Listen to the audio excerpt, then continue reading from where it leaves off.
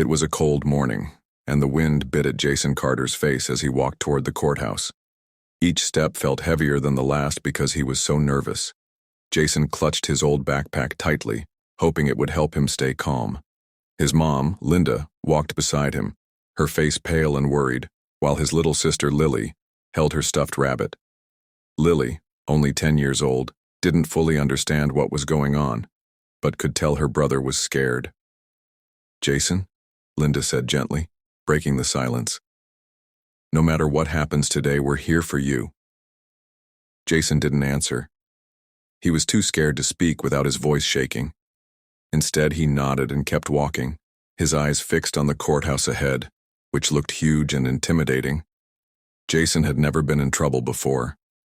At 17, he was a quiet, respectful teenager who liked drawing superheroes, reading science fiction books, and playing with Lily in their backyard.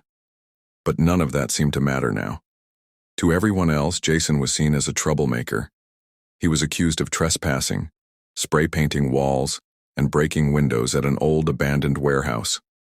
The truth was, Jason had only gone to the warehouse to help a stray dog and her puppies that were living there.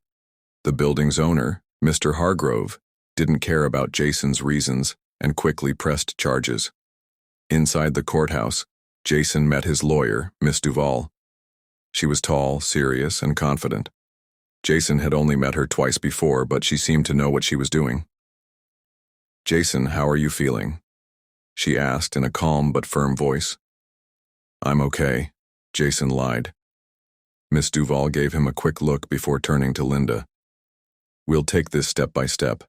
The judge is fair but strict, so it's important for Jason to be honest and respectful." Linda nodded, gripping Jason's arm. "Please help them see he's a good kid. He doesn't deserve this."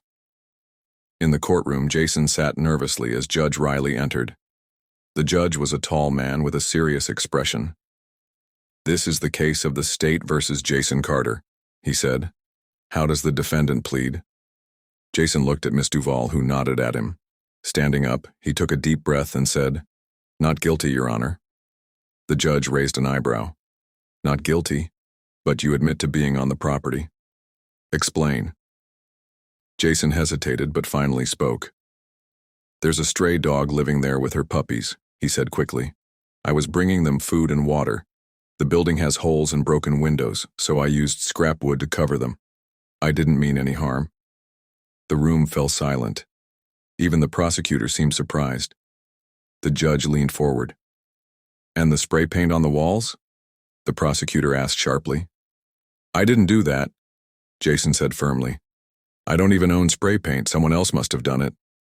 Miss Duval stood up.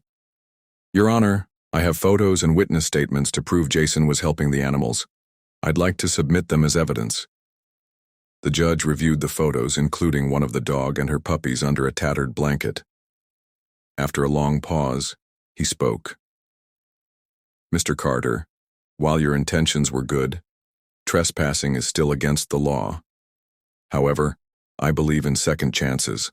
I'm dismissing the charges if you agree to 50 hours of community service at the local animal shelter. I'll also ensure the dogs are taken to the shelter for proper care." Jason felt an overwhelming sense of relief. "Thank you, Your Honor," he said with a trembling voice. After the hearing, Jason stepped into the sunlight feeling lighter. Linda hugged him tightly. "I'm so proud of you," she said tearfully. Lily smiled up at him. "You're like a superhero, Jace." Over the next few weeks, Jason worked at the animal shelter, cleaning kennels and feeding animals. He bonded with the dog and her puppies, who were thriving at the shelter. His community began to see him in a new light, and even his school praised his efforts to help animals. One day, Jason watched the puppies being adopted into loving homes. He felt a deep sense of happiness, knowing he had made a difference. As he walked home that evening, the setting sun warmed his face, and for the first time in weeks, Jason felt ready to take on whatever came next. If you enjoyed this story, don't forget to subscribe for more inspiring tales of hope and kindness.